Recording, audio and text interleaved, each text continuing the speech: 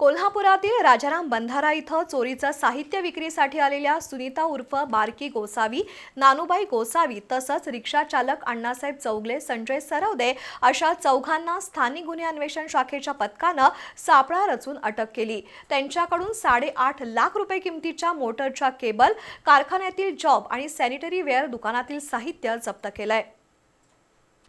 कोल्हापूर शहरासह जिल्ह्यात चोरीच्या घटनांमध्ये वाढ झाली आहे। दरम्यान स्थानिक गुन्हे अन्वेषण शाखेकडील सहाय्यक पोलीस निरीक्षक सागर वाघ आणि उपनिरीक्षक अतिश मेहत्रे, शेष मोरे यांची पथकं गस्तीवर होती। दरम्यान पथकातील अंमलदार प्रवीण पाटील आणि अनिकेत मोरे यांना गोपनीय बातमीदाराकडून बातमी मिळाली। त्या अनुषंगाने पोलिसांनी राजाराम बंधारा इथं सापळा लावला। त्या ठिकाणी रिक्षातून सुनीता उर्फ बारकी गोसावी, नानूबाई गोसावी, रिक्षा चालक अण्णासो चौगले हे motor cable, motor pump, vibrator, aluminium job, sanitary वेअरचं साहित्य घेऊन जात होते। पोलिसांनी हे चोरीचं साहित्य जप्त केलं। या संशयितांकडे अधिक चौकशी केल्यानंतर त्यांनी या कामात आणखी एक रिक्षा चालक संजय सरवदे यांना मदत केल्याचं सांगितलं। या चौघांना अटक करून 8.5 लाख रुपये किमतीचं साहित्य जप्त केलंय।